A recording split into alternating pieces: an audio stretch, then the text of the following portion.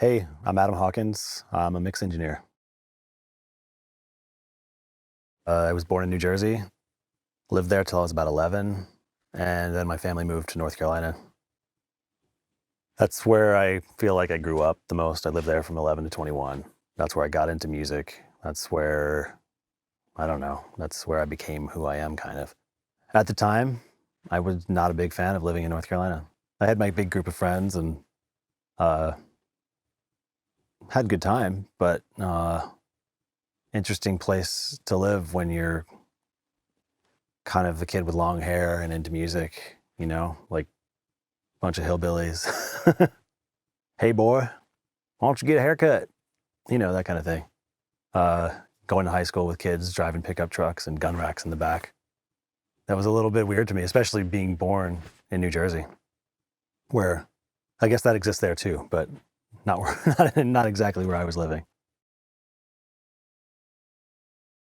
Got into music mainly.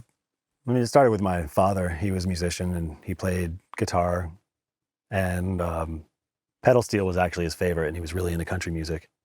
Uh, that was never really my favorite as a kid, but it was still cool to be around it. It was still cool to have really nice instruments in the house to learn. My first guitar lesson, I was using my dad's 72 Telecaster Deluxe that I have here today, and I love it. And it was really cool to start out with an instrument that was pretty nice instead of a off-the-shelf cheapo thing that you're going to hate. So I think that made me love it a little bit more than I would have. Maybe I would have lost interest if it wasn't something I was so proud of. The music I was into at that time, like this, I moved to North Carolina in '87. If you were around then, or if you have any idea, the music that was popular then was pretty ridiculous. Motley Crue, still have some love for Motley Crue, but Poison and Bon Jovi and all of the hair bands. It was an interesting time musically, because I don't think it was really about the music. It was about MTV, which is where I got to hear and see everything that I was listening to. I had some favorites though that I still love. I love Def Leppard still. I can't stop. Like, you can't resist that. It led from that to the grunge period quickly, and I thought that was awesome. And then from there, I progressed a little bit backwards into music from the 60s and 70s, and that's when I really started to fall in love with music. And that's when I decided that I really want to. I guess I already had the idea in my head. I'm like, I'm going to be a rock star like these guys on MTV. I'm going to have the long teased hair and tights on. That's who I'm going to be when I grow up. But I don't know. Luckily, I grew out of that. And yeah, just once I got into the music that I thought was really something magical and cool, I wanted to be the guy that was there to capture it the first time it went down. Maybe I was 14, and I don't know how or why, Mix magazine showed up in the mail one day. And it must be from, like, I don't know, I got Musician's Friend all the time for looking at new guitar pedals that would come out or whatever. We didn't have the internet quite like we have it today. So that was my source of what new things are coming out, new toys for me. I was like, whoa, look at that room with all those buttons and knobs. What is that?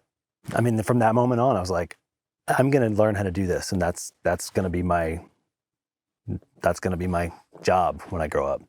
Little did I know what I was getting into.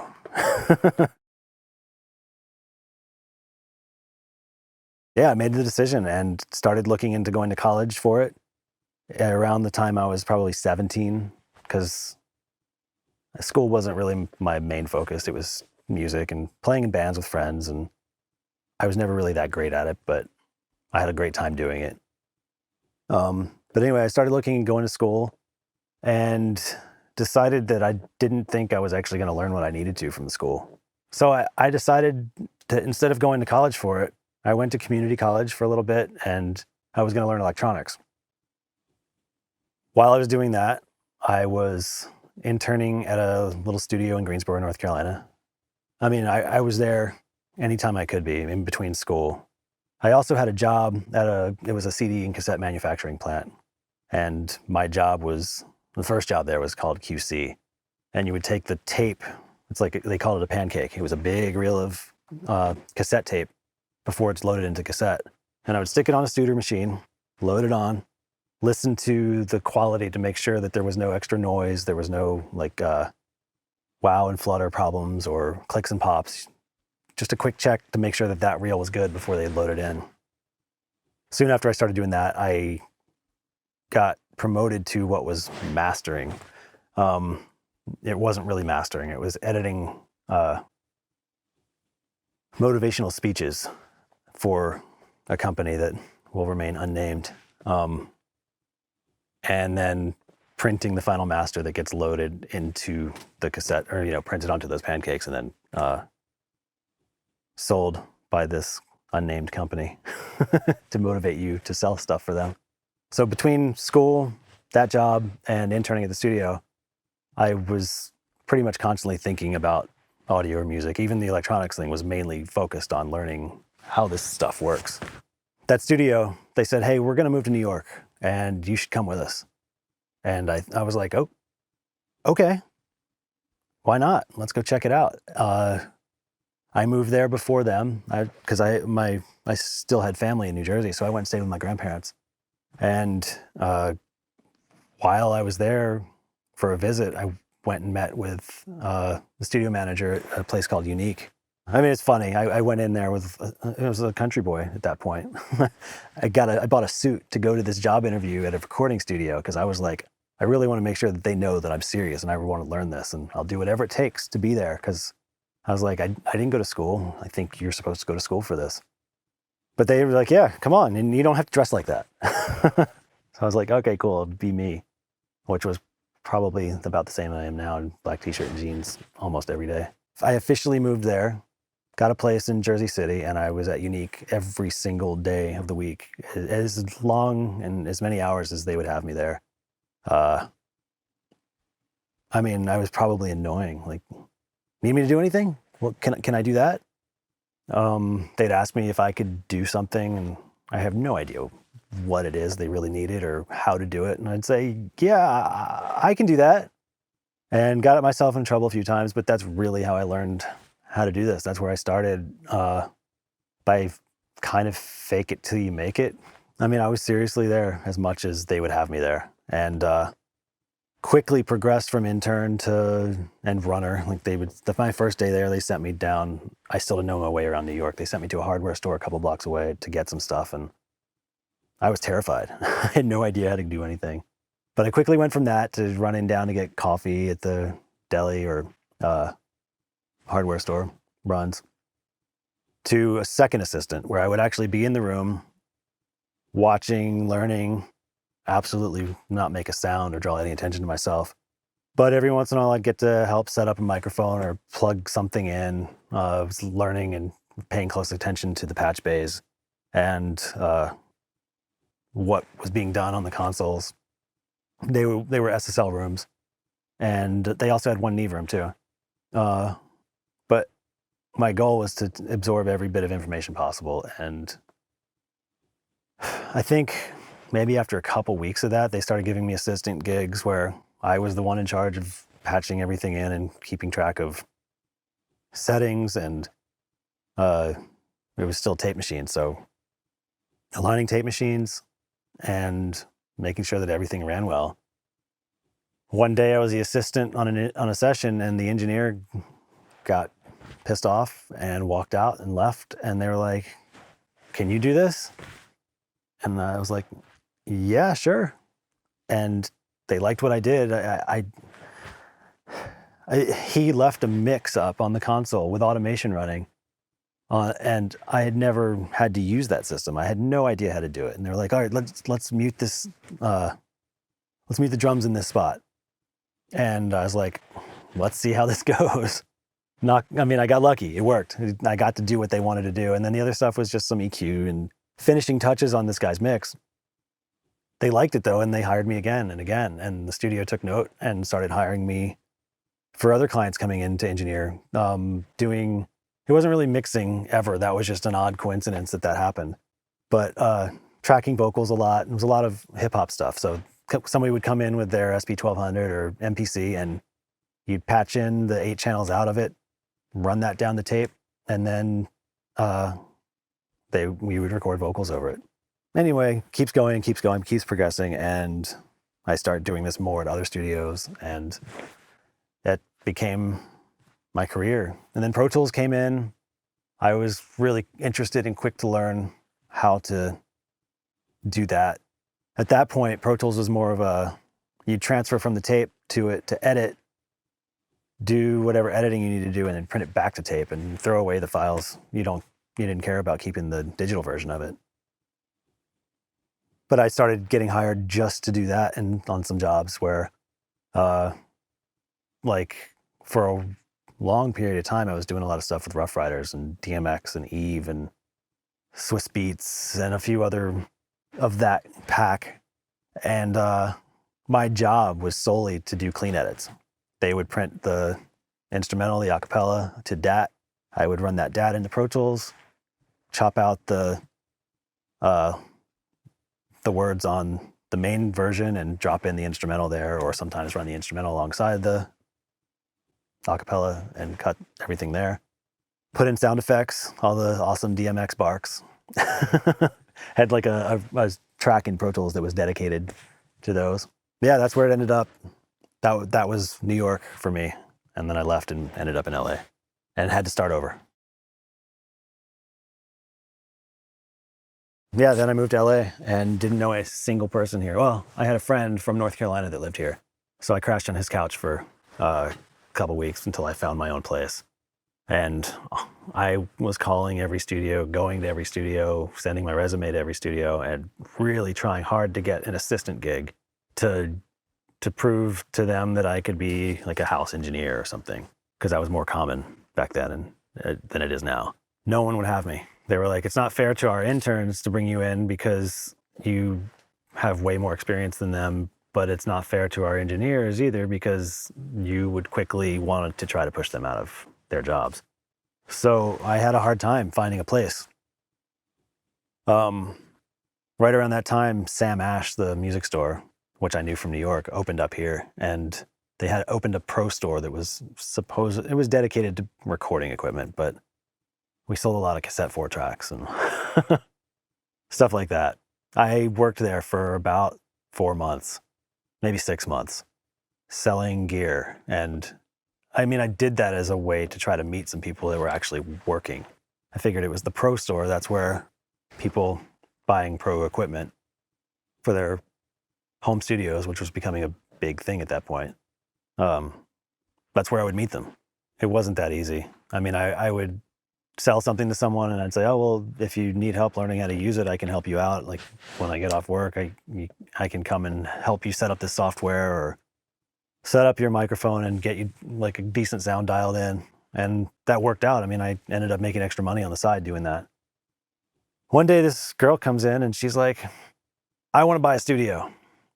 And I was like, what do you mean? What do you want? She wanted to be able to make beats and produce music for people. And she got this pile of cash from someone that invested in her to do it. So she's like, okay, you set up everything that I need. I know I want this and this and this, but tell me what else I need. And then I want to pay you to come and hook it all up and teach me how to use it. So I did that, and we kind of became friends because it lasted for a couple months. And this was pretty early on too. Like I said, I was only there for 4 or 6 months. She knew a lot of people in the business. So through her, I found a job that kept me busy enough that I could quit Sam Ash. And there was this guy with a private studio, and he just needed someone to help him out when he was writing or, he was mainly a songwriter. So it was just recording his ideas and keeping track of everything, what was what, helping out around for other things around the studio. Then not long after that, she met this guy. He's known as Seagal in the music business, and Richard Heredia. I hope that's how you pronounce your name, Seagal. Hip-hop mixer, and did a lot of work with Dr. Dre. And she's like, yo, you got to meet this guy. Come to lunch with us. So I went to lunch with them one day, and I explained my situation, like, hey, if you ever need any help, let me know. I'm just moved to town 6 months ago, and it's been really tough to find a gig, but I would love to find something. So just let me know, keep me in mind if anything comes up. The next day he calls and he says, hey, Adam, actually, we need a Pro Tools guy for this project I'm starting next week. And we can pay you this, and just show up and be there, and you can be our Pro Tools operator. I was like, amazing, sweet, I'm in. And did that job. That job is where I met Mike Elizondo. And from there, I mean, I still work with Mike to this day. And that one interaction created my entire career, really. So thank you, Tara, that was her name, for setting up everything. Thank you, Segal. Because since then, I've done so many projects with Elizondo, and we're good friends. I feel like and hope that I'm still always considered his first call for a mix job. Yeah, I mean, that was in 2001. So here we are in 2019, and it's still going. Knock on wood. Being proud of my work or being satisfied with it, it's a really tough thing to do, because for me, I could always make it better, or I could always go back and change something. So it's hard to be proud of something I've done recently, but I'll go back to something I did 10 years ago and think, how did I do that? Why can't I do that now? So I don't think I'll ever hit the point where I think that I've got this 100%, that I know exactly how to always hit it out of the park, because I'm learning something every single moment I'm in the studio. When I do a record that ends up doing well, of course I'm proud of it, but there's a little part of me inside thinking, oh, but if only I could have made this little change, or what was I thinking that day? That could have been so much cooler had I just approached it differently. Luckily, nobody else has to hear my thoughts until I say them on the camera. But how long did I get to where I feel confident that I can take on a job? I mean, I kind of faked my way through it in the beginning, so I had the confidence, but I wouldn't have taken on the jobs that I do now, where there's a lot riding on my shoulders. So that's probably like taking on a mix on my own and feeling like, yeah, I can definitely do that and definitely make you happy and make it awesome. It probably took 10 years to get there, to where I felt like absolutely no matter what, I can make the client happy with what I'm doing without stressing the day before, like, oh man, how am I going to do this? How am I going to make it seem like I know what I'm doing enough to make them feel confident? So yeah, that probably took 10 years of really focusing and learning. I mean, absolutely. Working with 21 Pilots was the first time that I started to get recognized more as a mixer capable to handle a bigger project. When I first did Heathens, that opened up a whole new world to how people perceived my work, because it ended up being a pretty big hit, worldwide too. So yeah, that was definitely a turning point for me. Prior to that, it didn't hurt having done a record with Switchfoot that got a Grammy. That opened up a lot of jobs for me and a lot of opportunities. But hands down, the 21 Pilots record was, at least up to this point, one of the biggest things that's happened to me. Mostly, I really enjoy new products, new plugins, new toys. So when something comes out, I love to get it and play with it, test it out, compare to other things, see if, maybe this new version of this is going to replace the old one because it's new and improved. It's not always the case, but it's a fun process for me to try things out. it's a weird thing because one of my hobbies is my profession. So I'm constantly reading about things. I mean, I'm not necessarily that into gear sluts, but I'll read it to see what people are talking about and what's new and current flavor of the week. Because it's just fun. It's something that I love and I'm interested in all the time. But yeah, if I get time off, these days I try to stay out of here. But if I get time off and I have something to go into the studio for, there's a new plugin update or something, I'm such a dork. I enjoy installing new software and trying it out.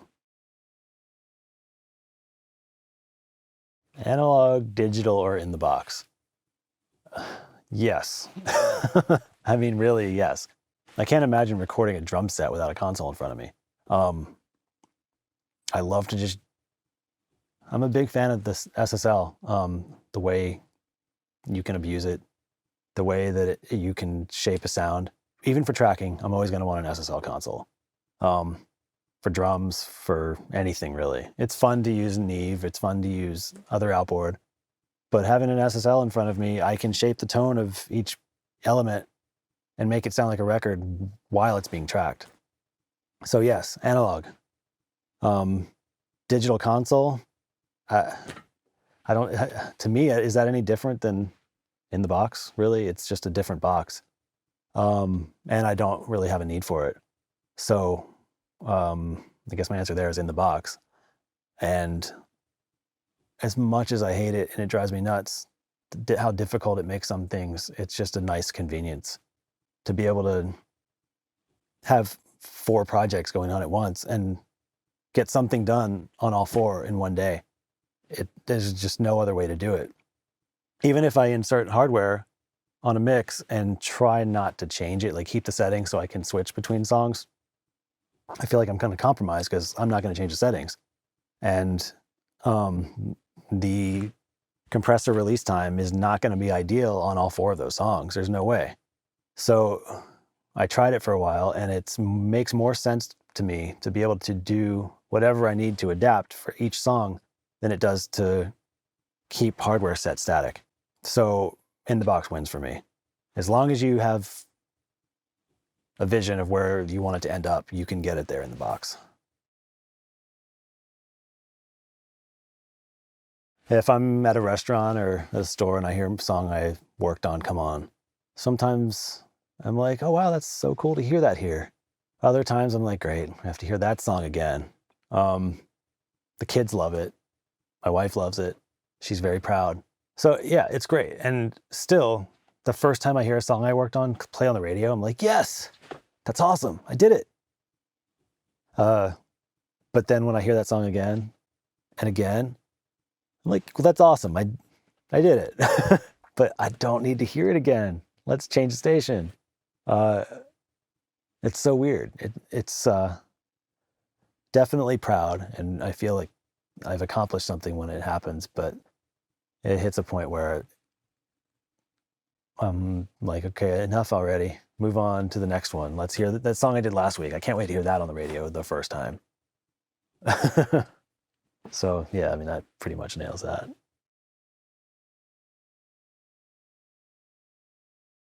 So making a record for a superstar versus an independent artist or someone just starting out, I mean, I treat it the same.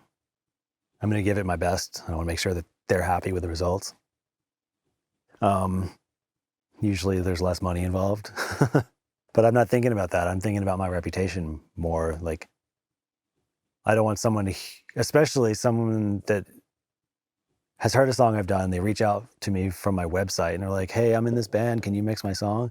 I don't want to let them down. I want to make sure that I make it as awesome as they think I can. I truly treat it the same. I always want to give everybody the best that I can at that time. Is it going to be perfect? Probably not, but it's still the best I can do in that moment and the time given to that project. Turning my passion into a business, it's the worst decision I've made in my life. I mean, ask my wife. It's all I think about. It's constantly, like I said before, I'm thinking about new toys coming out, or I'm thinking about, oh my, like, I'm so busy. How do I handle this? And then there's the other side of it where I'll finish 4 projects at once and I'm working nonstop 7 days a week. And then there's nothing for a few days or a week. And I'm like, well, that was a good run. That's it. Now what? And then the phone rings, or nobody calls people anymore, but I'll get an email or a text about something and it has to happen right away. It's great in the fact that I enjoy what I do. It's horrible in the way, because I enjoy what I do. Because if I'm not doing it, I lose my mind at this point. Maybe it's turning me into a workaholic. There, if I have a free moment where I don't have to be in the studio, I kind of feel empty. A little bit of anxiety and fear sets in, like, oh, well, what if that was it? Like, that was my run. Now what? I can't find another career at this point in my life and support my family. So, I mean, that's just real life. Everybody has to think that, but I think it a lot. If I get a day off, I'm like, shit, I'm done. And then 2 days later, how do I get all this done? Audio engineering advice for my younger self. Even though NS10s are the most unpleasant and fun speakers to listen to, get to know them and love them. And nothing else, for me at least, has been as helpful in staying focused on the music while I'm having to do so many different little things inside the mix and all these little details and edits and staying focused on the energy of the song instead of, man, is that 0.02 too much, 5K? Like, they keep me focused on the song. And when I was younger, I did everything I could to stay away from those speakers. Early on, like my first engineering gig, the first thing I did was run down to, this was in New York at Unique, and it was right next to Manny's Music and Sam Ash. And I was like, oh, I got an engineering gig. First thing I got to do is not use NS10s because I can't stand how they sound. It just didn't make sense to me at the point. So I went down and I got some Tannoy. What were they? They were like brand new active 6-inch Tannoy dual concentric speakers that I was like, oh yeah, those seem better to me. They sound like they make more sense. And had I just fought it and learned the NS10s at that point, I would have saved myself a lot of time chasing down this beautiful sound, realizing that that's not the goal. It's not to find speakers that make it sound beautiful. It's to make it sound good and exciting and interesting on the worst possible, like, speaker you can hear it on. Not that they actually sound pretty good after you've learned them a bit, but yeah, so that's probably what I would tell myself. Stop thinking it's the speaker. It's not. It's everything else before it gets to the speaker. My piece of advice to the pure mixers out there is, if you really stay focused on what it is you want to do, and if you know specifically what area you want to be in, if you want to be a mixer, a producer, a writer, surround yourself by other people doing it, number one. Don't step on their toes. Like, respect everybody. If you think you can do it better, don't you dare say that to them or to anyone. Because everybody has a different approach. So leave arrogance out of it. Just be there as much as you can and learn as much as you can. And if you really want to succeed with it, you will. I mean, that sounds like the cheesiest answer ever, but if you just keep trying, you will definitely figure out a way to make it happen, as long as you aren't burning bridges along the way. I'm doing this Pure Mix interview and videos because when they approached me about it, it seemed like a good challenge. I'm not comfortable at all in front of a camera or talking about myself. Like, it's fun to talk about the past and the history, but how I think and like how I know when something is good, that's the hardest thing to put into words. So it was a challenge to me. And I think it's really cool that this is happening today, and a kid at home can hear from all these different professionals, and without even having to leave their house, they get to probably watch it on their iPad and experience more about the real business than I ever did until I was 10 years in. So, I mean, I think it's just a great opportunity for me to get to know you guys, but it's also just awesome to help continue this career, because it's not going anywhere. Music's not going anywhere, and we're always going to need people to do it. So it's fun to be a part of teaching everybody how to keep it going.